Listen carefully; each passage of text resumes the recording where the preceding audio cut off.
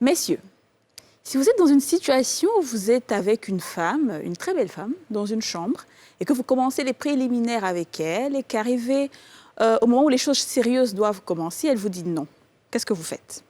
Vous arrêtez, bien évidemment. Parce que quand on veut quelque chose, on dit oui, et quand on ne veut pas, on dit non. Il y a des cas de figure où on ne peut pas expressément dire non parce que la personne peut être ivre, la personne peut ne pas être en possession de toutes ses facultés. Et bien dans ce cas-là aussi, il faut faire attention aux signaux que la personne vous renvoie. Sinon, c'est considéré comme un viol. Le consentement qui, apparemment, prête à interprétation sera débattu aujourd'hui dans Les Femmes d'ici, de long en large. C'est une émission que vous n'avez pas envie de rater. À tout de suite.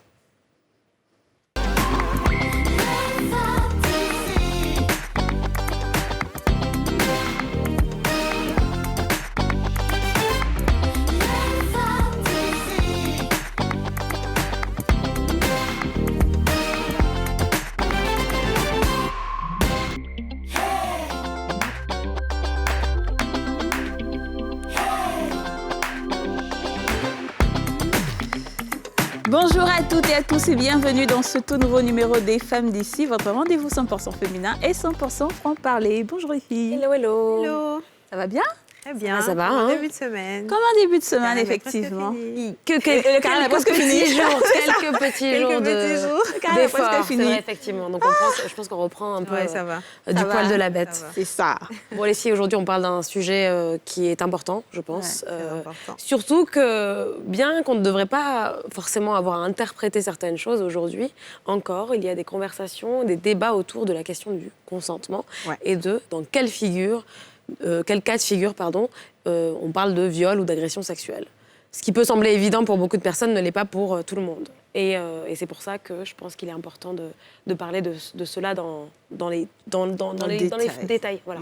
Ouais. Dans les termes précis, c'est-à-dire que quand est-ce qu'on parle de viol, quand est-ce qu'on parle d'agression, quand est-ce qu'on exprime son consentement et qu'on est capable de l'exprimer, est-ce qu'il faut forcément dire non, ou est-ce qu'on peut le dire autrement? Ouais. Voilà. On peut le dire Ouais. autrement. En fait, en réalité, il y a beaucoup de possibilités, quoi. C'est ça, en fait. C'est ce que je disais, c'est-à-dire qu'il faut faire attention au signal que la personne te renvoie en disant... C'est vrai que moi, j'ai déjà fait ce débat-là plusieurs fois et j'ai une position normale et j'ai une autre position aussi. C'est quoi une position normale? Oui, une position normale, c'est du genre, si la personne ne veut pas, il ne faut pas forcer. Ouais. La personne, quel que soit ce que tu es en train de faire avec la personne, il ne faut pas forcer. Si elle te dit non, même si elle est toute nue devant toi, c'est non. Bien sûr. Mais en même temps, j'ai une autre position où je dis aux filles, n'allez pas aussi vous mettre dans la chambre de quelqu'un. Et puis vous allez venir dire non, je ne veux pas après. Non, mais après, Parce que, non, le truc c'est que, c'est pas que j'explique, parce que souvent il faut mieux vous prévenir que guérir. Oui, ça c'est... Il Oui. y a ce qui doit se faire et il y a ce qui se fait. ouais.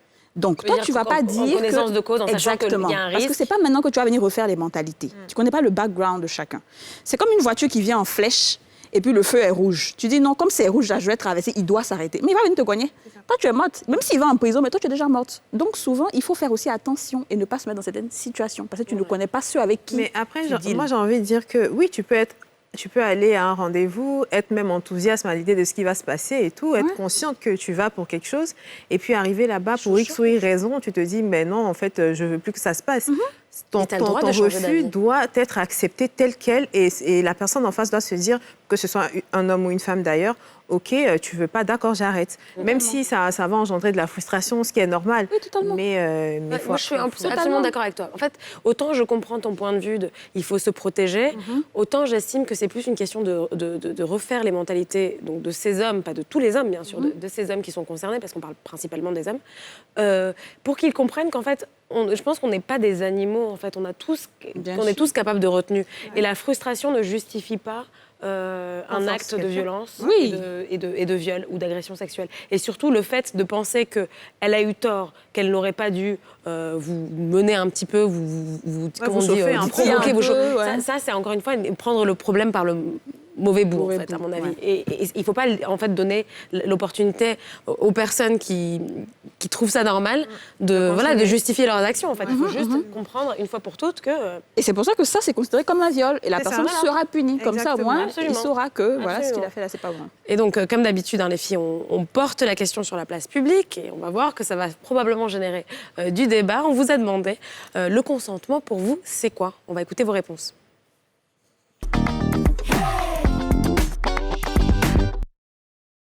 Oui, la dame doit accepter d'abord.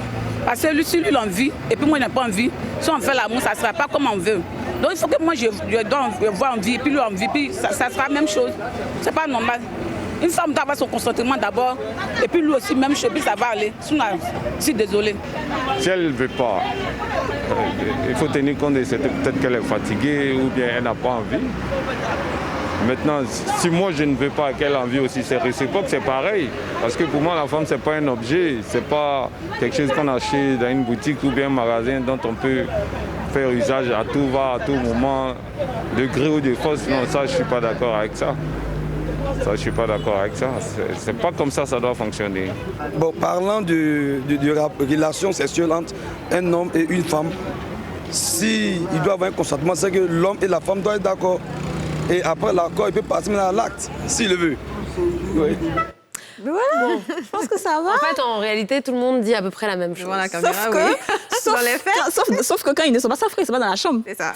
Et surtout encore que c'est parce qu'on n'aura pas donné tous les cas de figure. C'est-à-dire que je pense que dès que tu commences à dire mais oui, et si, et si, Il y a des gens qui te disent, par exemple, que dans le cas du mariage, il n'y a pas de viol parce que la femme doit...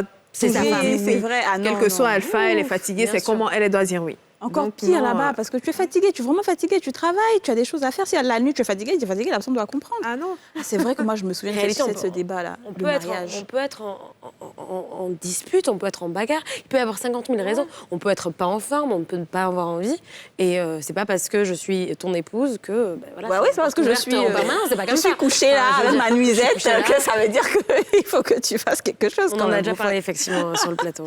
Bon, alors on va en discuter aujourd'hui du consentement avec nos invités. On aura aujourd'hui Bénédicte Joanne, qui est fondatrice de l'ONG Stop au chat noir. Elle sera accompagnée de Raïssa Zoré, qui est juriste. Bonjour mesdames. Bonjour à toutes les deux. Bonjour, bonjour. Bienvenue chez les femmes d'ici, vous allez bien? Merci. Re-bienvenue à Raïssa. Merci. C'est vrai que vous étiez avec nous il y a quelques semaines. temps. Voilà. Ouais. Oui.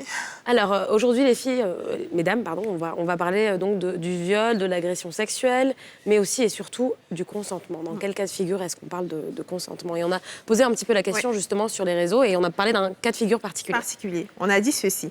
Vous vous retrouvez dans une chambre avec une femme et après les préliminaires, il se trouve que pour X ou Y raison, elle ne veut plus passer à l'acte.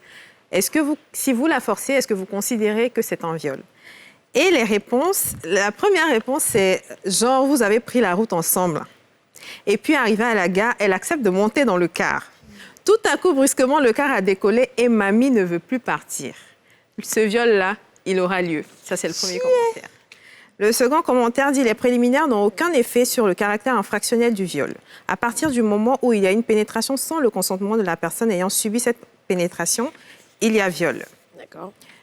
Une dame qui dit « Quand la personne ne veut pas d'un acte, on ne lui contraint pas. Ni en supplication, ni par la force, ni par la menace, encore moins par la manipulation. Quand on ignore son refus et qu'on se force sur elle, il s'agit d'un viol, effectivement. Le viol est lié au consentement. Celui-ci n'est jamais définitif jusqu'à la fin de l'acte sexuel. Même si tu es en elle, qu'elle change d'avis, il faut te retirer, c'est mieux. » Ça, c'est la meilleure personne, ça. Ouais. Parce que ça, je pense que ce point-là, ça pose débat. Parce qu'il y a des personnes qui vont te Oui, dire, à partir du moment où ça a commencé, pardon. On doit terminer alors que... Alors, ça vous inspire quoi, ces différents points de vue? Parce que c'est vrai que le consentement, c'est pas si clair pour tout le monde que cela. Peut-être Alors, le consentement, c'est très clair. Ça devrait l'être. C'est très clair. C'est un mot qui veut dire que quand on donne son accord de façon libre et éclairée. Donc, la façon libre et éclairée de donner son accord, c'est oui ou c'est non. Voilà. Tu veux manger aujourd'hui? Oui, non. Je ne sais pas. Ben, là, on rentre dans la zone grise. Et c'est vrai que la zone grise n'est pas vraiment reconnue de manière juridique. Mais à partir du moment où on rentre dans une zone grise, ça veut dire que la personne va se poser des questions sur l'acte qu'elle a posé ou sur le fait qu'elle soit allée jusqu'au bout ou pas. Et c'est là où on va commencer également à rentrer dans ce côté un peu flou.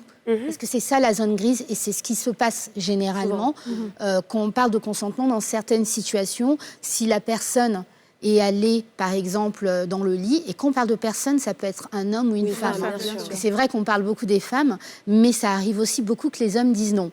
Voilà, mais Ouais. c'est vrai que ça va pas peut-être se passer de la même manière, mais ça arrive aussi que les hommes disent non. Bon, on m'a déjà dit non, donc voilà, j'ai rien forcé, la vie continue. Donc oui, donc le consentement, c'est oui ou c'est non. Mais quand on parle de zone grise, par exemple, c'est à quel moment? Parce que là, vous dites, on ne sait pas. Mais là, si la femme est par exemple, ivre, elle n'a pas envie de parler ou elle n'est pas en possession de toutes des facultés, elle ne peut pas parler, par exemple. Ça, c'est quoi? Alors non, là c'est un viol directement Ok. parce que c'est un acte pris par surprise. OK. La femme est endormie, pris par surprise. La femme est droguée, alcoolisée, c'est aussi prendre la personne par surprise. Ok. Donc là, il y a déjà un acte de force qui va être fait, puisque la personne va dire non, mais de manière générale, son corps va se laisser faire, en fait. Donc elle ne pourra pas dire non, elle va le regretter, forcément après, puisqu'elle n'a jamais donné son consentement. La zone grise, je vous donne un exemple, ça peut être par exemple une jeune fille qui peut-être c'est sa première fois d'avoir un acte sexuel. Elle est allée pour vraiment le faire, mais en fait, sur le moment, elle ne veut plus le faire. Ouais. Là, on rentre dans la zone grise et elle a le droit de porter plainte. D'accord. Elle a le droit de porter plainte parce qu'il y a eu peut-être manipulation. La zone grise, ça peut être aussi, bon, là, ça va être carrément pas du tout légal. Je vous donne un exemple. La jeune fille en 4e, elle rencontre un homme de 40 ans qui la trouve super bien, elle est très flattée. Elle se met à sortir avec, même en cachette. Elle sait très bien que c'est pas bien. Elle se retrouve dans une situation où elle doit coucher avec cet homme. Là, c'est un viol parce que la personne est mineure. Et ça revient à la même chose si le garçon a 18 ans, mais par exemple, ils sont au lycée ensemble et que la jeune fille, elle a peut-être 16 ans et que il y a eu drague. On donne un exemple, les garçons qui redoublent ou des jeunes filles qui redoublent. Ça rentre aussi dans le viol. Mais à partir du moment où la personne a été manipulée, est mineure, ou s'est retrouvé dans une situation inconfortable et réfléchi. Après, ça arrive beaucoup. Ouais. On se met à réfléchir après un acte sexuel. Mais est-ce que je voulais vraiment faire ça? Ou est-ce que je voulais vraiment faire cet acte sexuel-là? Parce qu'il y a des choses aussi qui se passent pendant l'acte sexuel, excusez-moi, qu'on ne veut pas forcément faire. Ouais. Donc c'est ça aussi la zone grise. Donc on ne sait pas, mais c'est pas reconnu légalement, mais ça peut être questionné d'une manière juridique quand on regarde vraiment l'état de la situation. Donc on peut se questionner sur le rapport qu'on a eu a posteriori Exactement. et le dénoncer et le percevoir comme un viol. Exactement. À partir du moment où il y a eu manipulation, bien sûr. D'accord. Et alors pour revenir sur ce que disait l'un des internautes qui a réagi à la question, il a parlé de le consentement n'est jamais définitif. Donc pour rentrer dans ce cas de figure-là, l'acte sexuel a commencé et peut-être en plein milieu même de la pénétration, on change d'avis pour X ou Y raison. Est-ce que ça peut être même, et je pense que je vais vous poser la question aussi à Raissa, vous allez pouvoir réagir, est-ce que c'est même prouvable qu'on est dans une situation de viol? Est-ce qu'on peut dire, ah non mais en fait finalement je veux plus, arrête? Et comment ça se fait quoi? Ah oui, c'est prouvable puisque là, vous venez de dire, je veux plus, arrête. Donc si je veux Tu plus, l'as exprimé ton consentement, voilà. ton non-consentement. Voilà, si je veux plus, tu arrêtes. Je t'ai dit arrête, donc tu arrêtes. Donc si tu forces, c'est t'es dans que le tu viol. n'as pas compris. Donc si je te pousse même et que tu recommences, là, on est dans un viol. OK. Ah oui, mais t'as commencé. Oui, mais je t'ai dit d'arrêter là. Là, je veux plus. Tout simplement. Tout simplement. Surtout que quand on commence, souvent après, ça fait mal, donc tu n'as plus envie. Ça peut arriver, Ouais. ou X ou Y raison. Ouais. Raïssa? D'accord, en fait, je vais donner une position juridique sur la question. Bien sûr. Tout à l'heure, on parlait du consentement. Il faut dire que le consentement doit être libre et exempt de vice. C'est-à-dire, on a évoqué la question de l'alcool, de peut-être la menace. Dès l'instant où il y a alcool, où il y a menace, on suppose que cette personne n'est pas à mesure de donner un consentement libre. Du coup, le consentement est vicié. On va forcément parler d'agression. C'est ça. Maintenant, il faut préciser, lorsqu'il y a eu pénétration, c'est là qu'on parle de viol. Parce qu'il y a plusieurs infractions à caractère sexuel et en fonction des détails de l'espèce, on pourra qualifier viol, attentat à la pudeur ou autre chose. Mais comme nous parlons actuellement dans le cas du viol, bien sûr, même si les rapports sont avancés et que la personne se rétracte, l'autre personne doit bien sûr se rétracter aussi. Parce qu'il y a un principe en matière des droits de l'homme qui dit que chaque personne possède la libre disposition de son corps. Donc en fonction de cela, il faut bien sûr respecter l'avis de l'autre. Et c'est valable même dans le couple. Excusez-moi, j'ai un chat dans la gorge. Comme on le disait tout à l'heure, même dans le couple, lorsque vous êtes avec votre mari et que vous ne voulez plus avoir de relation, peut-être vous avez déjà commencé bien sûr avec votre avis.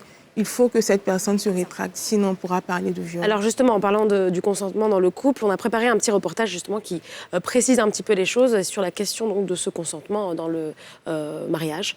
On va regarder et revenir tout de suite après. Que ce soit en phase de séduction ou en couple, obtenir le consentement de l'autre avant l'acte sexuel est primordial. Dans le cas contraire, on parle de viol ou d'agression sexuelle. Peu abordé dans les couples, l'absence de consentement sexuel peut générer angoisse et souffrance. On estime de manière générale que pour un homme et une femme qui partagent le même lit depuis des années, consentir à faire l'amour serait une évidence. Fausse route. Dans son livre « Pas envie ce soir », le sociologue Jean-Claude Kaufmann révèle que nombre de femmes abandonnent leur corps à leur partenaire sans avoir vraiment envie d'un rapport sexuel. Elles cèdent sans pour autant consentir. Et face à elles, nombre d'hommes ne captent pas du tout les signaux de non-consentement qu'elle leur envoie. Dans une telle situation, il est automatiquement question de viol. Mais certaines victimes ne le dénoncent pas parce qu'elles estiment que la satisfaction sexuelle de leur partenaire est un devoir qu'elles doivent remplir sans dire mot. Ce décalage de désir qui se transforme en viol déguisé concerne davantage les femmes que les hommes, car ces derniers sont beaucoup plus souvent demandeurs. Pour pallier ce problème dans le couple, les conjoints sont appelés à recourir à la communication sur le sujet. Et si malgré toutes ces discussions, l'envie n'est pas là quand l'autre le souhaite, il faut trouver la force de dire « je n'en ai pas envie ». Bon, ben voilà, donc dans le mariage aussi, il y a viol. Mais quand c'est comme ça, que dit la loi? Parce que comment on prouve que mon mari m'a réellement violée quand il a l'habitude de me faire l'amour? C'est ça. C'est un peu délicat, mais C'est un peu délicat. heureusement que la loi a prévu des solutions. Ouais. En matière de couple, il faut dire qu'il y a un principe de présomption de consentement. C'est ça. Présomption de consentement. De consentement. On suppose que si tu es marié avec quelqu'un, que vous avez des rapports, c'est que c'est parce que tu as donné ton accord. Ok. Sur la durée du mariage. Voilà, sur la durée du mariage. Mais ce qui est intéressant, c'est que c'est une présomption simple. C'est-à-dire qu'on peut apporter la preuve du contraire. Donc, la personne qui estime qu'il y a eu viol conjugal, qui va bien sûr expliquer dans quel contexte est-ce qu'il y a eu viol. Et c'est pendant l'audition que les OPJ, c'est-à-dire les officiers de la police judiciaire, vont pouvoir déceler, en fait, à travers certains paramètres, le fait qu'il y a eu viol ou pas. Ils vont poser des questions vraiment assez techniques. Peut-être le monsieur a dit non, il n'y a pas eu viol. Et oui. Il a dit si, j'ai eu viol, je t'ai dit que je ne voulais pas. Et donc, ils vont poser des questions pièges, en tout cas, pour permettre au monsieur d'avouer, voilà, parce que ce n'est pas facile. Hein. Surtout que c'est passé entre les deux seulement. Oui, il n'y a forcément personne, il n'y a pas de témoin. Voilà, C'est clair, il n'y a pas de témoin. Donc là, c'est à travers l'interrogatoire qu'on va essayer de déceler, ces détails-là. Cela a une importance majeure parce qu'au niveau des violences basées sur le genre, la plupart des personnes veulent qu'on respecte la volonté des personnes. Oui, bien sûr. C'est important. Oui. Alors, moi, je veux revenir un peu sur tous les autres aspects qui ne sont pas forcément la pénétration. Il y a une vidéo qui circulait qui est violente à regarder. C'est un monsieur dans le bus qui se frotte contre les fesses d'une femme et qui est carrément en érection. Donc, il y a quelqu'un qui a filmé. Dans cette position-là, est-ce qu'on parle d'agression sexuelle et est-ce que la femme peut porter plainte contre cette personne-là? Bon, dans cette scène, par exemple, il y a déjà 2 infractions qu'on peut déceler. La première infraction, c'est ce qu'on appelle couramment l'agression sexuelle, mais en droit ivoirien, on parle plutôt d'attentat à la pudeur. C'est une atteinte sexuelle sans pénétration. Ça peut être des attouchements, le fait de caresser la personne, mais sans sa volonté, sans son consentement et de manière obligée. Donc, si dans ce cas d'espèce, la femme ne voulait pas, il y a attentat à la pudeur, elle peut porter plainte. Et il y a les preuves avec la vidéo, par exemple. Et si, par exemple, je continue dans cette même lancée, une fille passe et puis les gens qui disent « toi, là, tes grosses fesses, oh là là !» Tout ça, c'est catcalling. Bon, là, c'est une autre infraction. Mais il faut dire qu'en Côte d'Ivoire, c'est un peu délicat. Si c'était, par exemple, en France... encadré, forcément. En France, c'est carrément ce qu'on peut appeler l'infraction, le harcèlement sexuel. Mais en Côte d'Ivoire, il faut dire que dans les textes, on parle d'harcèlement sexuel, mais dans des cas bien définis. D'accord. Mais dans la pratique, les juges vont peut-être assimiler certains cas à l'harcèlement sexuel. Si c'est juste une fois en passant, quelqu'un que tu ne connais pas, bon... Il n'y aura pas forcément de suite. Mais si c'est de manière récurrente, quelqu'un vous adresse ce genre de paroles, on pourra aller sur la base de l'harcèlement sexuel. Alors justement, pour parler du contexte ivoirien, il y a un concept je ne sais pas si c'est un concept d'ailleurs, mais un terme qui est employé, qui est le chat noir. Et vous, justement, vous êtes fondatrice de l'organisation Stop au chat noir. C'est quoi exactement, s'il fallait donner une définition claire du chat noir, pour que tout le monde comprenne, parce que là encore, il y a des interprétations et des définitions différentes. Il y en a beaucoup qui sont sur des zones grises. C'est ça. Alors, le chat noir, c'est le fait déjà d'attendre très tard dans la nuit. Généralement, on attend que tout le monde dorme dans le foyer. Et généralement, c'est la personne qui est au pouvoir dans le foyer qui se trouve généralement que c'est soit l'oncle, le père de famille, le cousin, qui va s'introduire dans la chambre d'une femme ou de beaucoup de femmes, parce qu'on dort souvent en mode dortoir chez nous quand on est petit, et qui va se mettre sur le lit de quelqu'un qui est endormi et la prendre par surprise. Alors, il y a plusieurs cas. C'est qu'on prend la personne par surprise, on se réveille et on crie, parce qu'on a la force, on peut le faire, ou on se laisse faire. Et le truc, c'est qu'on quand on se laisse faire, la personne revient.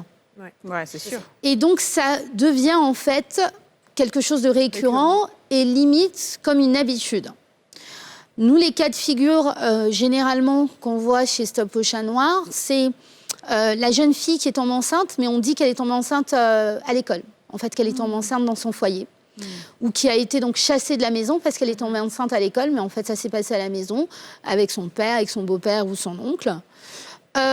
On a les jeunes filles qui tombent enceintes aussi, mais on a aussi les nounous. Les nounous où en fait, ce qui se passe, c'est que généralement, elles ne parlent pas. Parce que elles veulent garder leur travail. C'est ça, Et du coup, ça devient une habitude. Et des fois, on se demande même, la personne est en relation ou pas, alors que ça a commencé en viol. Mais ça s'est transformé. Mais du coup, on parle aussi justement de... C'est prendre quelqu'un par surprise. Donc, on est déjà dans le viol, même si la personne n'a pas parlé. Mais c'est prendre quelqu'un par surprise, en fin de compte. Donc, le chat noir, c'est ça. Et que c'est vrai que c'est un terme qui nourrit, en fait, la culture du viol. C'est-à-dire qu'on va beaucoup entendre parler, que ce soit des femmes ou des hommes, dire « Ah, chat noir, j'ai fait chat noir ». Mais en fait, dire « j'ai fait chat noir », c'est que j'ai violé en fait quelqu'un. Et beaucoup de gens le reconnaissent, mais on rigole toujours. Donc à partir du moment où on nourrit le rire derrière cet acte, on en fait une blague. On tombe dans la culture du viol. Donc on normalise ça, on veut le normaliser. Je pense que même comme Raïssa le disait tout à l'heure, comme dire « Ah, t'as des grosses fesses, elles sont jolies », c'est normaliser, c'est « Ah, je vais sourire parce que quelqu'un m'a dit « T'as des grosses fesses dans la rue ». Non, justement, on commence à éduquer cette personne, on lui dit que ça se dit pas, on se connaît pas. C'est très bien de faire un compliment, mais le compliment est allé trop loin. Le compliment, ça peut être, vous avez une très belle robe. Ça peut être juste dans ce sens. Mais le compliment, elle est très loin parce que c'est sur l'apparence physique de la personne. Et c'est comme si vous dites à quelqu'un, je sais pas, dans la rue, regarde-toi, sale noire. C'est l'apparence de la personne. Donc à partir du moment où on a atteint l'apparence de la personne, c'est on est déjà dans la limite. Voilà, exactement. Alors, on va continuer à parler de tout ça et de cette culture du viol, justement, qui est encore très présente dans nos sociétés et ailleurs. Ce sera juste après une courte page de pub. Surtout, ne bougez pas, à tout de suite.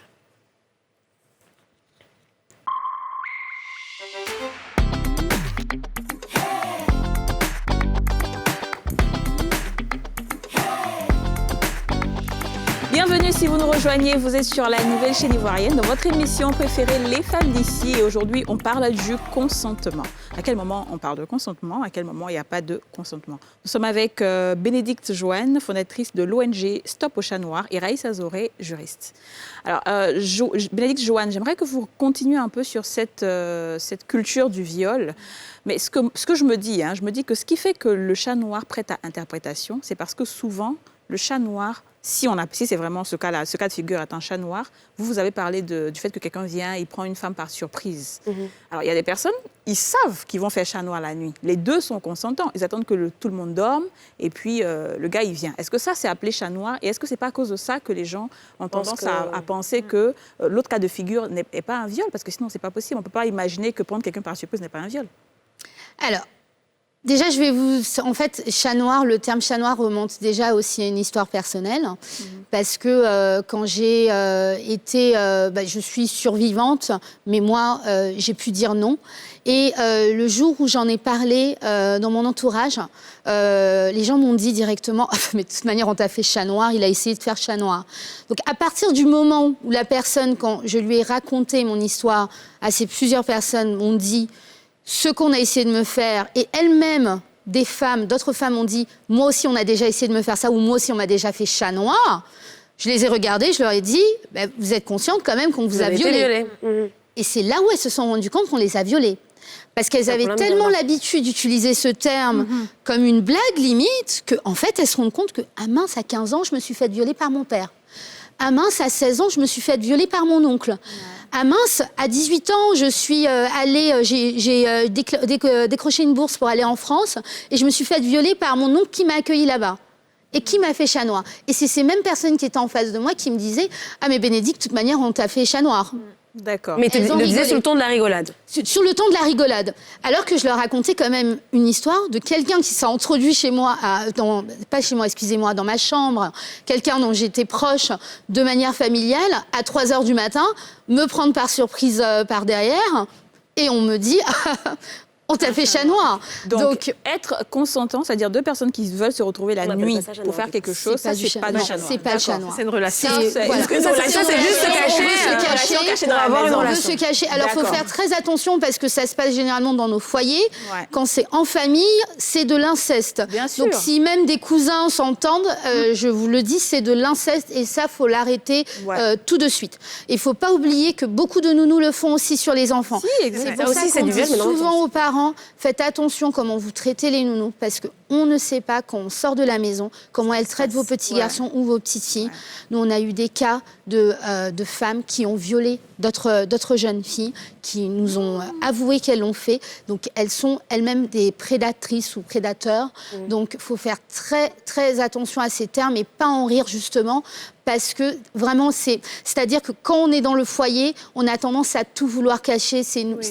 C'est un peu le problème. C'est dans toutes les familles. Ouais. Ce qui est intéressant dans ce que vous dites, c'est que vous avez parlé du rapport finalement de pouvoir qui fait que ça peut être la nounou vis-à-vis du plus jeune garçon, d'une plus jeune fille, ou le patron vis-à-vis de la nounou ou de la nièce ou de la petite fille. Donc il y a ce rapport de pouvoir. Et c'est ce qui fait parfois aussi, donc, comme vous l'avez dit tout à l'heure, qu'on peut être pris par surprise, on se rend compte qu'on se fait agresser, mais on ne dit rien. Parce qu'on a peur des répercussions. Exactement. Ça aussi, c'est quelque chose qu'on n'a pas forcément, que les gens ne comprennent pas forcément. On se dit, mais pourquoi tu t'es laissé faire ? En fait, c'est ça, en fait, la culture du viol, et c'est ce qu'on combat vraiment chez Stop au chat noir. C'est qu'on organise nos débats, nos causeries, c'est pour combattre ce concept, en fait, de normaliser des actes, normaliser des choses, ou bien, limite, blâmer la victime et la mettre dans un esprit de toute manière, c'est ta faute, c'est toi qui es parti jusqu'au bout, c'est toi qui es parti dans sa chambre, c'est toi qui as accepté d'aller au restaurant avec lui. On a le droit de faire tout ça, mais on a aussi le droit, en tant que personne, de dire non à un moment. C'est un peu comme si on va acheter une robe, on voulait cette robe, on sait qu'on allait dans ce magasin pour prendre cette robe, on l'a essayée, la vendeuse nous voit l'essayer, on n'est pas forcé de l'acheter. J'ai le droit de dire, finalement, je veux plus cette robe. Eh bien oui, j'ai passé 1 heure à l'essayer, j'ai passé 1 heure à toucher tous vos habits, ça vous a énervé, mais je ne veux plus l'acheter. Et donc, j'ai le droit de partir. Elle ne va pas me forcer, la vendeuse, pour me dire « Achetez ma robe que vous avez essayée, que vous avez touchée, vous avez presque mis votre fond de teint dessus. » Voilà, non. Qu'elle me laisse tranquille, non. Les habits sont là, j'ai touché et je pars si je veux. Mais je veux dire, quand on se laisse faire aussi, ça ne veut pas forcément dire qu'on veut. C'est-à-dire qu'il peut y avoir aussi des choses qui se produisent qui font qu'on est un peu tétanisé. C'est ça aussi. Ça s'appelle l'abus de pouvoir, généralement. Vous l'avez mentionné, l'abus de pouvoir, mais également, on va dire, avec l'âge. Généralement, on est très impressionné, souvent aussi quand c'est une première fois. On ne sait pas si on veut vraiment faire cette première fois, passer à l'acte, on n'est pas sûr. Ou on a aussi cette pression de groupe, souvent les jeunes filles, même les garçons ont cette pression de groupe de savoir qui a couché en premier et qui l'a fait en premier. Donc c'est tout ce qui entoure vraiment notre société et c'est pour ça que nous, on est là pour éduquer à ça. Et d'ailleurs, donc, on organise justement ce type de débat pour les jeunes, pour ça, pour qu'ils savent vraiment où est la limite, que ce soit avec les jeunes filles qui draguent ou même avec une personne plus âgée, comment ça se passe et surtout qu'ils connaissent leurs droits. C'est ça qui est très important. Moi, j'ai envie de demander à la juriste comment se passe le dépôt de plainte et à qui revient la charge de fournir les preuves. Permettez-moi, si vous voulez, avant de répondre, je souhaiterais rebondir un peu pour dire que le charme n'est pas forcément un cas de viol. Voilà. C'est-à-dire qu'il peut avoir viol, comme il peut avoir, je le disais tout à l'heure, attentat à la pudeur. Oui. Donc, ce n'est pas toutes les personnes qui sont victimes de chat noir qui sont forcément victimes de viol. Et en matière de consentement, il faut dire qu'on apprécie en fonction des cas d'espèce, par exemple. C'est-à-dire, si c'est deux amis, peut-être du même âge, qui vont ensemble et puis la dame n'arrive pas à exprimer seulement son refus, on ne parlera pas de forcing, en fait. Mais par exemple, si c'est un père et puis une fille, et puis elle est un peu réticente, même si elle n'est pas arrivée à dire non, je ne veux pas, on se dit que la relation d'autorité qui les lie fait que même si elle voulait parler, elle est un peu bloquée. C'est pareil dans le domaine du travail. Si c'est l'employeur et l'employé, mais ici, c'est des personnes, par exemple, des collègues, vous vous retrouvez dans une chambre d'hôtel et puis vous avez des rapports, après vous partez porter plainte. En fait, je ne savais pas comment j'allais lui dire non. C'est un peu plus difficile à... C'est difficile parce que lui aussi, il ne savait pas comment te dire il ne savait pas comment analyser ton refus aussi. Peut-être que par ta manière de te comporter, il s'est dit que c'était une acceptation. Donc, il faut tenir compte de cela. Il faut faire attention parce qu'on peut se comporter de manière... C'est pas parce qu'on est habillé de manière sexy ou qu'on se met comme ça... Non, moi c'est même pas ça même que je dis, juste avant qu'on parle des plaintes, c'est que souvent aussi, il y a la manière dont les filles se comportent. C'est pas juste, comme elle l'a dit, c'est pas juste parce qu'elle est habillée sexy, mais souvent il y a des filles, et comme j'ai dit, j'ai déjà fait ce débat, qui disent non, si je dis non, faut insister un peu, ou bien faut... Ou bien ça veut dire que non, je fais mon malin, c'est normal que je fasse mon malin. Et que tu n'es pas trop facile, en fait, peut-être aussi. Ça peut prêter aussi. Après, il faut prendre aussi du fait qu'on est toutes des femmes différentes et on voit l'approche de la drague toutes différemment. Certaines vont draguer de cette manière, certaines ne vont rien montrer, et d'autres, justement, elles vont être très fermes.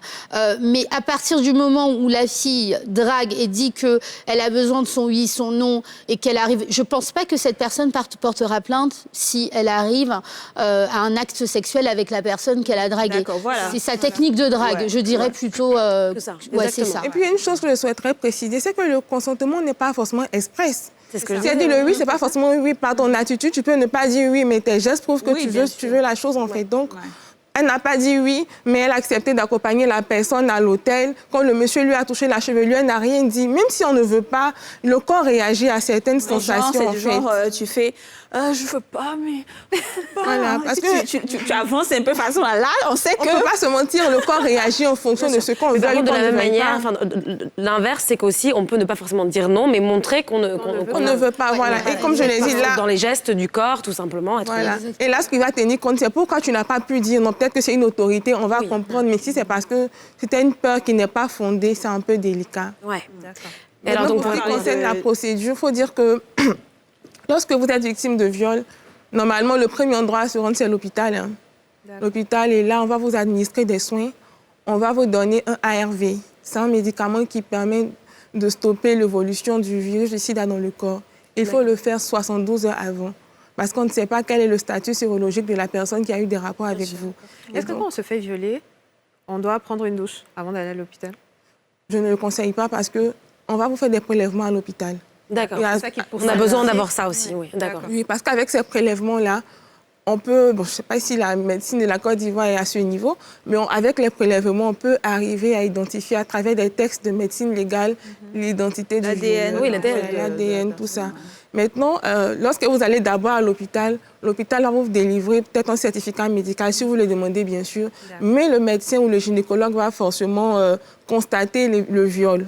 Et sur la base de ce constat, vous pouvez vous rendre, je dirais, au commissariat le plus proche pour porter plainte. Je signale que c'est gratuit. Voilà, c'est pas payant, c'est gratuit. Les soins pour savoir. Oui, la plainte est gratuite. La plainte est gratuite. Pas le test. Non, pas le test. Le certificat médical, il est à 50 000 francs. Oui, partout d'ailleurs. Voilà, maintenant, c'est la plainte qui est gratuite. Ou bien, si vous n'êtes pas allé directement à l'hôpital, que vous êtes allé directement au commissariat, vous pouvez porter plainte. Et là, les autorités vont vous affilier des assistants sociaux qui vont vous conduire à l'hôpital.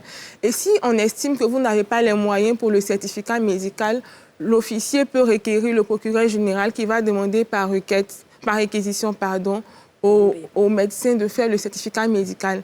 Et là, c'est l'État qui va se charger de payer les frais. Mais comment on arrive à prouver certaines choses? Quand une chose se passe entre deux personnes, comment on prouve généralement? Bon, à ce niveau-là, le droit va se référer à la médecine. C'est-à-dire qu'on va vous envoyer vers les autorités compétentes, le médecin, le gynécologue, qui, au travers de son analyse, pourra, peut-être à travers les... Il y a eu du forcing, c'est ça que vous voulez dire, par exemple? Pardon? Parce qu'il y a eu du forcing, par exemple. C'est-à-dire que le médecin va dire... C'est un peu parce que, par exemple, s'il y a eu des préliminaires, on suppose que la femme a été lubrifiée suffisamment. Et donc, s'il y a pénétration, on ne va pas tout de suite savoir qu'il y a du forcing. C'est ce qui décourage un peu beaucoup de femmes. Et il n'y a pas forcément de marque sur le corps. Décourage les femmes. Comment est-ce que je prouve que le gars, il m'a vraiment violée? À ce niveau-là, je vais dire que si, par exemple, vous avez accepté les préliminaires, parce que je me dis, même avant d'arriver aux préliminaires, c'est de dire non. Si le gars, il peut y arriver que c'est ça, on parlait là. Non, si vous étiez consentante pour les... Je dis que c'est différent, en fait. Si vous avez été consentante pour les préliminaires et que c'est par la suite vous avez refusé, là, c'est au cours de l'audition qu'on pourra savoir qui a raison, qui a tort. Parce que quoi qu'on le dise... Voilà. C'est difficile. Mais parce que le policier n'était pas sur il n'était pas là. Donc... C'est pour ça qu'on dit qu'il ne faut pas commencer préliminaire là même. Ça gâte tout, quoi. Ça revient à travers un interrogatoire. Non, c'est sûr, oui. Mais c'est très bizarre de questionner toujours la victime, et c'est ça, parce qu'en fait, en tant que femme, on ne sait pas dans quelle situation on peut se trouver un jour dans notre vie. Et c'est vrai que moi, de manière en grandissant, oui, j'avais mes idées, mais j'ai changé aussi beaucoup de mes idées parce que je suis moi-même retrouvée dans des situations très inconfortables, et que ça peut être dans des situations où il y a peut-être eu consentement au début et où après on se rétracte. Et il ne faut pas questionner la victime vraiment, ou la personne, parce qu'en fait on ne sait pas où on arrive dans la vie en fait. Non, en fait c'est pas tellement le questionnement, c'est juste pour que les gens sachent comment ils vont prouver, pour que les gens puissent aujourd'hui avoir la procédure, comment on fait pour avoir... Mais que beaucoup de femmes restent dans le silence. À dire pourquoi tu t'es retrouvée dans cette situation en fait. C'est surtout ça. Parce que c'est ce qui arrive le plus souvent, et c'est ça qui décourage la personne. Et il faut faire attention, parce que quand on blâme les victimes, ça a un effet psychologique aussi sur elles. Elles perdent totalement confiance en elles après. Elles ne veulent pas, elles veulent même plus avoir des rapports après, ou elles ne veulent pas se marier. Enfin voilà, il y a différents types.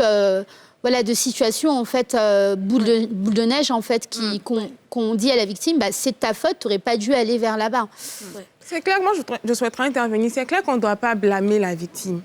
Mais l'interrogatoire est obligatoire, et on est obligé d'aller en profondeur parce qu'on n'était pas là. Totalement. On a deux personnes en présence. L'une dit « j'ai été violée », l'autre dit « ça a été consentant ». Les deux personnes doivent bénéficier de la protection du droit.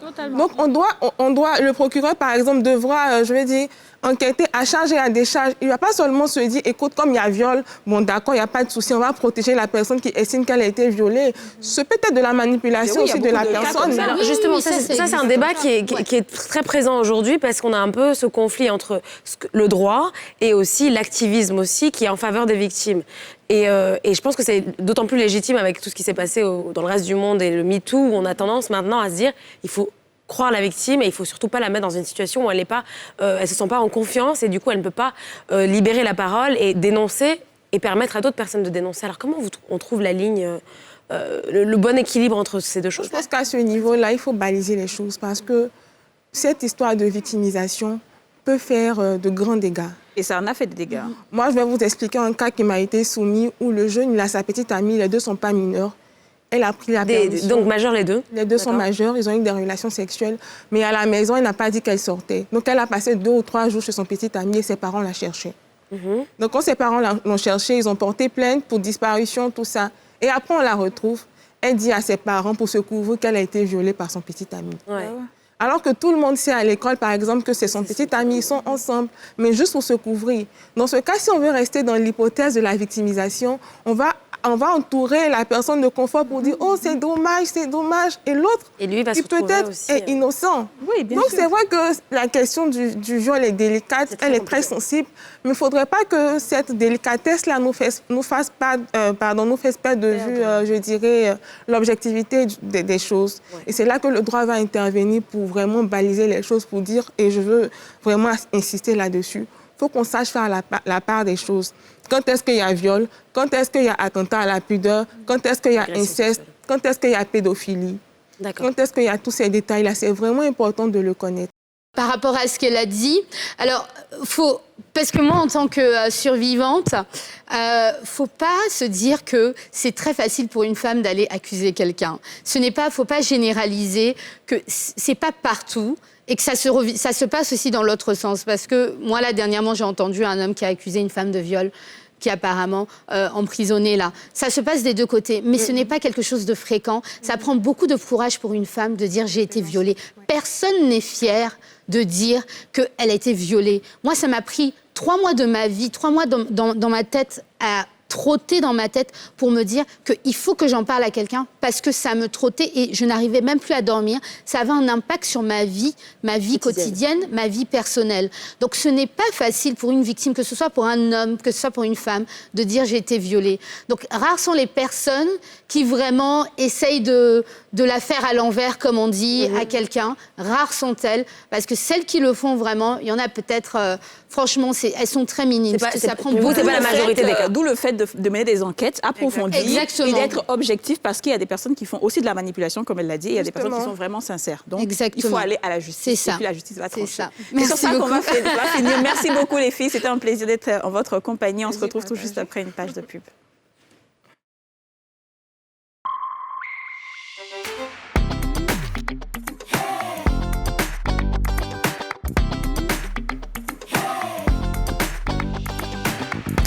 Bienvenue à vous si vous nous rejoignez sur le plateau des Femmes d'ici. Les Femmes d'ici, c'est du lundi au vendredi dès 13h05 sur le numéro 4 de la TNT et 204 du bouquet Canal. Donc continuez à nous suivre et à partager donc vos réactions également sur nos pages Facebook et Instagram, donc sur les réseaux sociaux. Laissez des commentaires tout en bas de la page, et donnez-nous vos points de vue sur les sujets dont nous parlons au quotidien. Alors on va passer à présent à ce petit tour de l'actualité que Didja nous livre de temps en temps. C'est ce qu'on retient.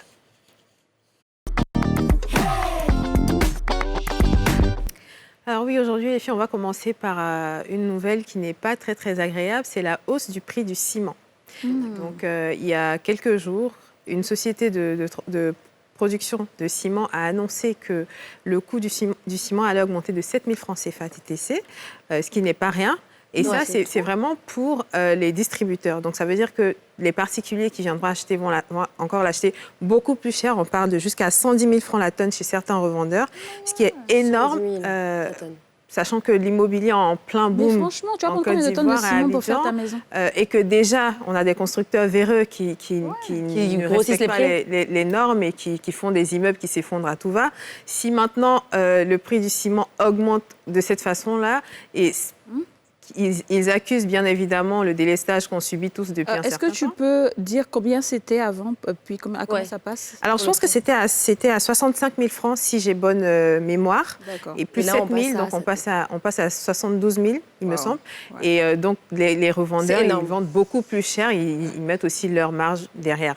Donc, c'est vraiment énorme. Et comme je disais tantôt, pour les consommateurs, c'est une augmentation qui n'est pas légale, parce que si tout le monde devait augmenter ses prix dans tous les secteurs d'activité, parce que le délestage touche tous les secteurs d'activité et pas seulement la construction. Donc, si tout le monde augmente, finalement, comment est-ce qu'on va consommer et Donc l'argument, c'est ça. L'argument, c'est c'est le ça, c'est qu'il y a le délestage. délestage, donc ça a engendré des coûts supplémentaires et que donc, eux, derrière, ils ont besoin de rentabiliser. Donc quand le problème va se résoudre, le prix va revenir à la normale? Alors, c'est ça ce la qu'on question. espère. C'est ce qu'on Parce espère. qu'ils ont dit que ça va se régler en août, là, le Oui. délestage. Donc, Ouais. Donc, on espère suppose qu'en août, les prix... Comme ça, le temps, là, le temps, c'est l'ami de Dieu. Faut pas t'inquiéter. Absolument. C'est ce qui va se passer, là. On va l'attraper, tu vois. Donc, voilà.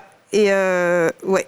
En deuxième point, c'est le séminaire de la Première Dame auquel Kadi, ici présente, a participé, donc qui a été fait pour sensibiliser les artistes sur la question du travail des enfants dans la cacaoculture. Il faut savoir qu'il y a ce qui est accepté et ce qui n'est pas accepté. dans le cas de figure où les enfants peuvent travailler, mais c'est vraiment des charges minimes dans la cacaoculture. Et il y a les cas de figure où non, un enfant ne doit pas travailler dans la cacaoculture. Donc c'était vraiment pour sensibiliser les artistes. Et il y avait tout le corps d'artistes confondus, donc des chanteurs, des comédiens, des acteurs, des peintres et tout ça qui étaient là. Parce qu'on sait qu'à travers l'art, on peut véhiculer des messages. Donc c'était important pour elle de faire ce point-là avec tous les artistes. Et des ambassadeurs aussi de la question. Donc Kadi, je te laisse nous en dire plus. Je trouve que c'était très bien. J'ai bien aimé. J'ai trouvé que c'était une très belle initiative. Et puis, en fait, c'était Abou Nidal qui initiait le Wara Tour. C'est-à-dire, c'est une tournée qui va se faire à l'intérieur du pays pour sensibiliser, justement. Et comme lui, il est aussi connu, donc il profite. Elle a été la marraine et elle a profité en même temps du CNS pour en parler. Donc, on a eu droit à 2 modules. C'était vraiment un séminaire. Hein. On a eu droit à 2 modules. Le premier module... D'apprentissage aussi. Ouais, d'apprentissage. C'est-à-dire qu'on nous a fait sortir un déroulé là. Voilà ce que les enfants doivent faire. Voilà ce que les enfants doivent pas faire. On prenait des notes et tout ça. Et le deuxième module, c'était pour dire exactement ce que l'État fait, ce que la Fondation de la Première Dame fait. Parce qu'on a la tendance à croire que les gens ne font pas grand-chose pour les enfants. Mais ils ont montré le nombre d'enfants qu'ils ont sortis de ces travaux forcés-là. Et c'était très bien. Et après, on nous a distribué de l'argent.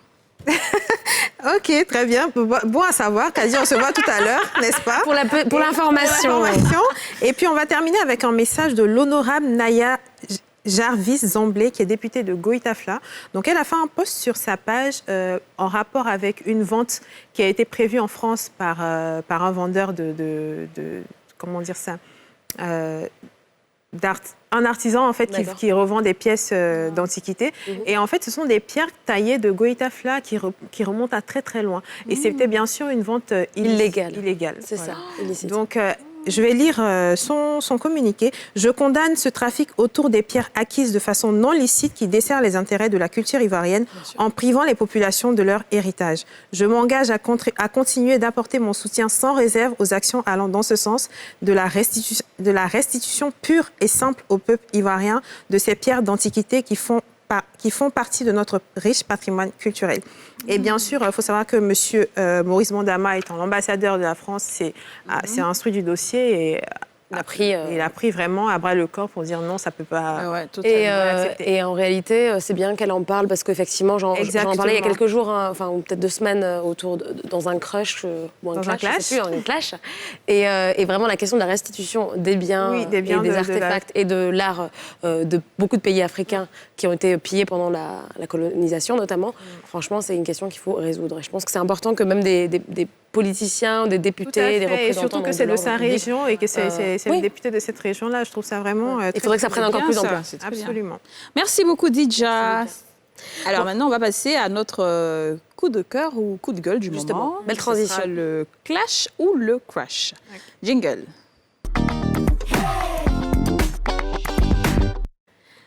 Alors, je vais... Non, j'ai pas un cœur, non.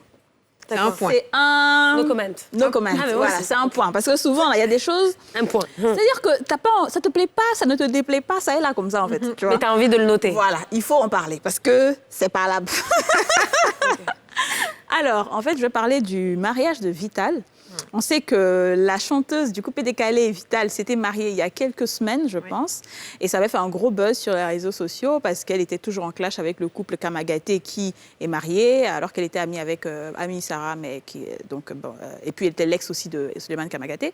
Mais elle n'était pas mariée. Donc quand elle s'est mariée, tout le monde s'est dit « Ah, ben voilà, c'est tout, la balance est équilibrée et tout, nanana. » Tout à coup, soudain, brusquement, quelques semaines plus tard, après la sortie de son single, elle vient nous avouer que ce n'était pas un mariage réel, en fait, c'était juste pour du buzz, c'était juste pour la sortie de son album, enfin de son single d'ailleurs, qui s'intitule « Mon bébé ». Bon, alors le single, il a fait que 400 000 vues, donc les gens depuis la sortie. Depuis la publication, ok. Donc les gens se sont dit, bon, tout ça pour ça, c'est-à-dire que si tu te maries, à la limite, c'est un truc qui fait 2 millions de vues, mais ça n'a pas été... Moi, je n'ai pas d'avis réel à donner dessus. Je pense que Vital est en train de faire son buzz. Elle veut éclore, c'est tout à fait normal. Chacun a sa politique de marketing, même si, bon, je pense que ça ne l'arrange pas forcément d'avoir fait ça, parce que ça gâte un peu son nom. Elle perd un peu en crédibilité. Mais bon, je pense que c'est une fille qui est forte, elle va se relever. Voilà. Mais surtout, moi, je sais pas. Surtout, c'est vraiment no comment, mais le long bisou qu'il y a eu sur une chaîne de télévision, c'était pas utile. Si c'est un mariage qui est fait, que c'est pas utile de faire ça, on peut juste dire oui, on est mariés, ça vous regarde pas. Non, si on s'est embrassé dans le clip, ça suffit. Si ton objectif, c'est de faire du buzz, Mais tu fais du buzz. Bah, si jamais c'était ça, Mais si c'était un du buzz coup, qui servait. Mais elle pensait que ça réellement, servirait. Voilà, elle pensait que ça allait avoir des millions de C'est un vues. mauvais calcul, peut-être. C'est vous qui n'êtes pas allé regarder sa vidéo. On a regardé parce que c'est sorti, tout le monde a dit Vital s'est mariée, elle a tourné un clip, elle a profité pour tourner un clip comme ça se fait souvent aux États-Unis d'ailleurs. Ça se fait souvent. John Legend qui a filmé son mariage et qui l'a inclus dans un clip, Mais c'est un All vrai of Me mariage, et quoi. tout, mais c'est un vrai mariage. Donc on peut se dire, la curiosité a fait qu'on a tous cliqué. By the way, ce n'est pas un vrai mariage, on vous invite sur un plateau de télé, vous n'avez pas à vous embrasser. Ouais. Et là, tu parles même pas des habits tout complets qu'ils faisaient dans les Ah photos. oui, ouais, ils s'habillaient Ils sont pareil. allés coudre c'est vraiment- les habits. C'est vraiment un couple. Non, mais si jamais c'était, comme tu as dit, c'était une politique de marketing, ça a été Non, elle allait pensé. jusqu'au bout, en fait. J'imagine c'était pensé, elle est allée jusqu'au bout de son projet, ça n'a pas marché. Bon, Pas écoute, que- Moi, je pense que souvent, il y a des blind dates, il y a des gens qui sont pas ensemble, mais après, quand ils se marient, ils restent ensemble. Donc, je pense qu'ils auraient pu rester ensemble. C'est-à-dire, même si ils sont pas... te maries pas Oui, voilà, pour- tu si vois. jamais c'est du fake, c'est pas. Non, mais ça, on peut pas après, décider de vous rester vous ensemble. rencontrez, on a vu le truc sur Netflix, Oui, là. vous allez apprendre à vous connaître un peu. Oui, mais c'est un faux mariage, on est d'accord, ils sont pas Ouais, c'est un mariés. faux mariage, ils sont Oui, pas ça, mariés. mais je veux dire, c'est un homme et une femme. Les choses peuvent naître. Donc, ça veut dire que si vous êtes mariés, et puis c'est faux. Moi, je Maintenant, vous pense vivez qu'elle ensemble. avait juste pas à dire que c'était un faux mariage. Au fil du temps, les gens allaient zapper en À la rigueur, ça aurait été mieux. C'est vrai, oui. Je pense que l'erreur a été là. Voilà, Ça, c'était l'erreur a mieux. été là. Ça, Elle aurait ça pas a dû en parler. foiré, je dis Après, rien on a du tout. divorcé, C'est ça. et puis c'est Ça Et on vous oublie, regarde en pas, de fait. toute Et en façon, fait, on est mariés, les gens le oublient. reste, c'est Les plus gens votre oublient. problème. Ouais, Voilà. c'est vrai. Ça, Enfin, c'était peut-être que bien. son problème, c'était aussi le fait de pouvoir peut-être se remettre en couple ou de. Exactement, Bon, je écoute, pense. je ne sais pas, je comprends pas Si trop. tu es marié, on Mais ne te drague plus. Hein. Donc, faut qu'elle dise en même temps. bon, les filles, moi, écoute, je crois que ça aussi a un point. Ah. C'est en fait, disons que c'est un peu entre les deux. C'est-à-dire que je pense que c'est une belle initiative, mais j'ai aussi un petit doute sur l'efficacité de ce type d'entreprise. Alors, on entend beaucoup parler des femmes dans le digital et de mettre ces femmes, ces futurs leaders, c'est un peu des gros slogans qu'on a ces derniers temps, sur le devant de la scène, parce qu'il faut aussi qu'elles aient une meilleure place sur le numérique. Et c'est complètement normal. Alors, il y a eu une première édition du programme Women in Africa Young Leaders qui a été élaboré en partenariat avec Huawei, rien que ça, Dior et la banque d'affaires Lazare. Donc c'est une initiative donc, de beaucoup de conglomérats et de grosses firmes internationales. Et ce qu'ils ont fait, c'est qu'ils ont sélectionné 5 femmes parmi 2000 sur le continent africain. Wow. Et ces femmes vont bénéficier de tout un arsenal d'outils, de formations, de voyages qui va les permettre de renforcer leurs capacités dans le domaine du digital. Enfin bref, tout un programme. Ça va commencer à partir de septembre 2021. Et surtout, l'idée, c'est de déployer ce programme sur plusieurs années pour permettre à plus de 400 jeunes femmes de rayonner sur le continent africain d'ici 2030. C'est très bien, on est d'accord. Moi, je trouve ça très cool. bien. Surtout qu'encore tout ce qui va être Women Empowerment et Leadership, c'est top. Ceci dit, je trouve que ça devient un peu récurrent d'entendre parler de ce type d'initiatives qui viennent finalement de l'extérieur et qui vont toujours être engagées sur une formation à l'extérieur, sur beaucoup d'acquisition de compétences qui n'est pas forcément adaptée au contexte local. Et je pense qu'encore une fois, il faudrait qu'on commence à s'approprier un peu plus ce genre d'initiatives. Il y en a un petit peu en Côte d'Ivoire, il y en a un petit peu au Sénégal, dans beaucoup de pays africains, mais pourquoi on a besoin d'attendre que Dior, Lazare, Huawei viennent faire ça? Et encore une fois, qu'il y a une acquisition de compétences qui soit faite à travers des voyages à l'étranger. Et je pense que ça ne ferait pas forcément la valeur. Bien sûr, les gens peuvent faire leur... Voilà. Oui, je comprends. Enfin, c'est plus ce point.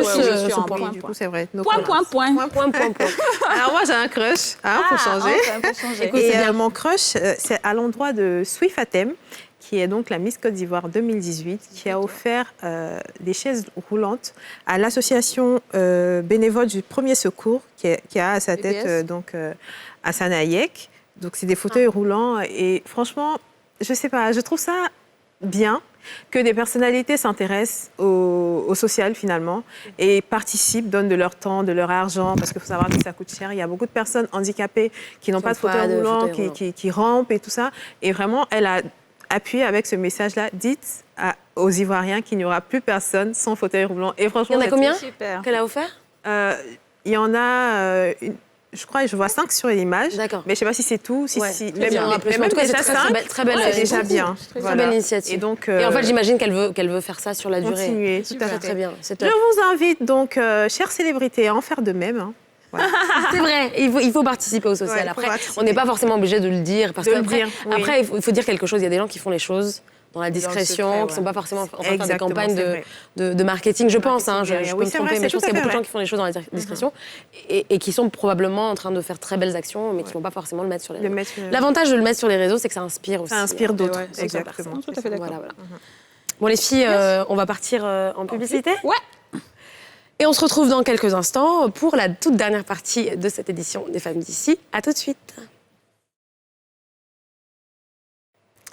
De retour sur le plateau des Femmes d'ici pour la partie où on pose les vraies questions, où on fait les vrais débats. C'est le Sans Tabou.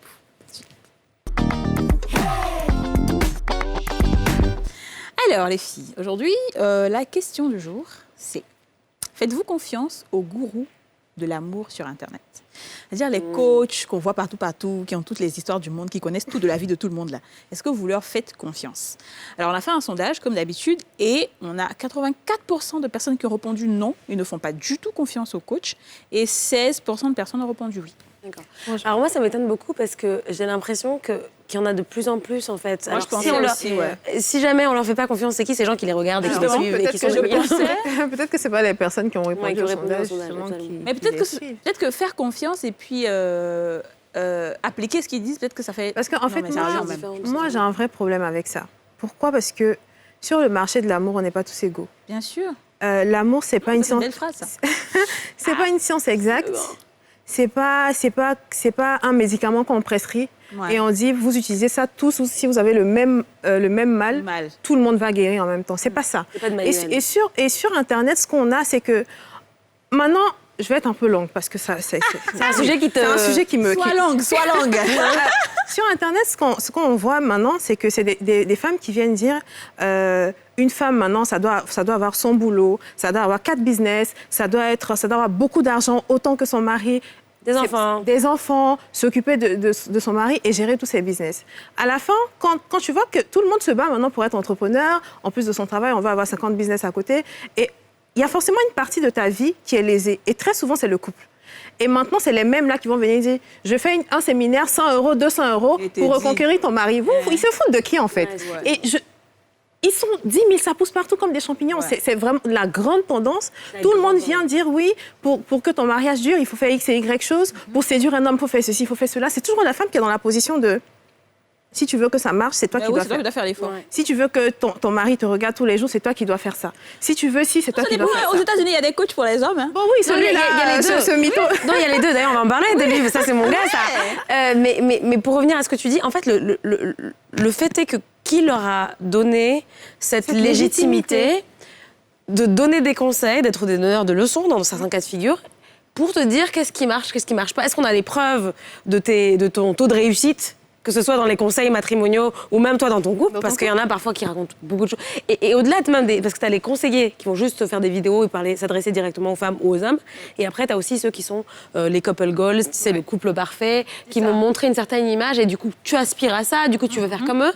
Et parfois aussi, il y a beaucoup de mensonges. Hein. Il y a les réseaux sociaux et il y a la réalité. Et on ne sait jamais vraiment ce qui se passe. C'est pour ça que moi, je vous rejoins. Moi, je n'y crois pas du tout. Je fais partie des 84%. Je pense que chacun a son expérience, chacun se base sur ses expériences. Ce qui marchera avec Anna ne marchera pas forcément avec Adi. On est totalement différentes. Après, tu peux dire oui, j'ai une connaissance de certaines choses, donc voilà, je pense qu'il y a ci, il y a ça. Moi, je préfère du partage d'expérience. Voilà, c'est ça, exactement. C'est-à-dire, moi, voilà ce qui a marché chez moi et tout et tout. Mais venir dire non, voilà, vous faites. Et puis on toise souvent, on dit voilà, vous êtes comme ça, c'est pour ça que ça fait pas ci. Parce que les femmes sont comme ça. Moi, je connais des gens ici, là, des pointeurs. C'est-à-dire pointeurs qui n'avaient pas pu me draguer. Des mecs, il dit mais tu fais quoi dans la vie? Il dit je suis devenu coach. Je dis pourquoi? Il dit coach de quoi, d'amour? D'amour, oui, c'est donné son travail. Tu as l'impression que non, mais c'est vrai que ça pousse comme des gens. Tu as l'impression qu'il n'y a pas de travail là. On devient coach. Il suffit d'avoir regardé Think Like a Man 2 fois et puis c'est fini. En fait, il y a des personnes. Je pense qu'il y a des personnes qui sont prédisposées et ça marche. Pourquoi? Parce que il y a un art oratoire qui est derrière. Il y a des gens quand ils te parlent, qui sont éloquents. Quand ils te parlent, tu as envie d'écouter ce qu'ils te dit, même s'ils racontent la merde. Hein, mais de la façon dont c'est dit, tu écoutes et tu y crois, malheureusement. C'est comme ce cher... bon, ça, c'est aux États-Unis, mais je pense que c'est un très bon exemple. Derek Jackson, je ne sais pas si vous en avez entendu parler. Le plus grand vendeur d'illusions de l'histoire. Et tu sais pourquoi c'est un vendeur d'illusions? Parce que, pour le coup, lui, c'est exactement ça. C'était un monsieur qui avait un discours différent par rapport aux relations hommes-femmes. On en a parlé ici. Et surtout, qui disait des choses... On n'avait pas l'habitude d'entendre l'homme qui défend la femme. Qui défend le fait qu'il faut bien la traiter, qu'il faut la masser, qu'il faut aussi être là pour être à la fois protecteur, provider, tout ça, mais aussi la laisser travailler, la laisser être libre, pas la contrôler. C'est vraiment le gars qui défendait la femme. Donc les femmes, on a avalé la couleuvre. Et haché, pour rappeler pour ceux qui n'avaient pas vu cette émission où vous en avez parlé, c'était des gros mythos. Il avait trompé sa femme ou il a trompé sa femme. L'histoire est sortie. Et là, après, qu'est-ce qu'il a fait? Il a une campagne de communication très nulle. Vidéo sur... Et tu la vois, tu sens c'est une vraie victime, la pauvre. Mais oui. Et il lui la tient par la main. Oui, dis ce qu'on a dit. Dis ce qu'on a répété, s'il te plaît. Elle dit oui, il a changé, mais attends. Et puis ils sont devenus chrétiens, elle dit Jésus. Mais apparemment, ils ont toujours été chrétiens. Non, mais c'est quand tu trompes ta femme. Les autres, là, il y a un monsieur qui a divorcé à cause de lui. Il y a un pasteur qui avait. Mais il y a plein de gens. Mais donc, eux, là, il n'y a pas Jésus sur le jeu. Mais donc, vous, dès que vous, là. Dieu, on vous attrape. Mais parce que c'est ce qu'elle disait, tu sais, l'homme n'est pas parfait. Moi, c'est vrai que j'étais un peu hypocrite, mais tout ce que je dis, c'est pour aspirer à la perfection. Et moi aussi, j'ai fait mes erreurs. Mais. Ça veut dire que, donc, si vous prêchez quelque chose, il faut que vous soyez l'exemple de cela. Il faut faire violence sur soi-même. Et en fait, l'histoire de... C'est des menteurs, en fait. Ouais, c'est ça. C'est vraiment des menteurs. Mais en fait, ce que je voulais ajouter, c'est que on est dans une société où aujourd'hui, on a des coachs ces coachs-là qui prennent la liberté de dire aux gens, si ça ne va pas dans ton couple, divorce. Ouais. D'où vous vous placez pour dire à quelqu'un de sortir de son couple, en fait? Ouais. Vous n'avez pas le droit. La personne peut prendre la décision librement de partir, mais ce n'est pas à vous de dire non, si on te traite comme ça, faut partir. Et finalement, on n'a plus... Après, je pense que ce qui se passe aussi, c'est qu'il y a tellement un besoin... En fait, ça en dit long sur la société. S'ils ont trouvé la place... S'il y a un tel marché, si ça marche tellement pour les gens qui sortent de nulle part, c'est parce que nous, les gens aiment trop, les gens de manière générale avec un grand G, qu'on leur donne des conseils parce qu'ils sont tellement désespérés en amour qu'ils veulent toujours aller chercher la réponse ailleurs. Surtout en amour. C'est vrai, parce que en tu amour. vas avoir des coachs finances. C'est le domaine. Ça a marché. C'est bien. Coach entrepreneuriat, ça va pas marcher. Ça marche Coach aussi comment bien. avoir un travail, ça va pas marcher. Mais coach amour, là, c'est ça. Parce que tu sens que c'est vraiment le besoin intemporel de toute l'humanité. On est toujours en train de chercher les réponses parce que c'est compliqué, c'est vrai. C'est un sujet compliqué. Nous, on va être coach sur le travail. On va voir si ça va marcher. C'est vrai. Les millions de vues, là, ce sera pas la même chose. Franchement. C'est que ce sujet-là, c'est pour ça qu'ils l'ont bien compris. C'est une opportunité, c'est un vrai marché. Et ils ont bien compris que c'était une aubaine, quoi. Quoi qu'il en soit. Voilà, donc nous, on a débattu de ça comme d'habitude. On vous invite à réagir sur la question, à nous dire qu'est-ce que vous en pensez, que ce soit vous, les hommes, ou vous, les femmes. N'hésitez pas à nous dire ce que vous pensez de la question et puis surtout si vous avez des coachs que vous suivez et pourquoi. D'ici la prochaine fois, je vous souhaite une excellente journée et puis passez un très bon moment chez vous. Ciao.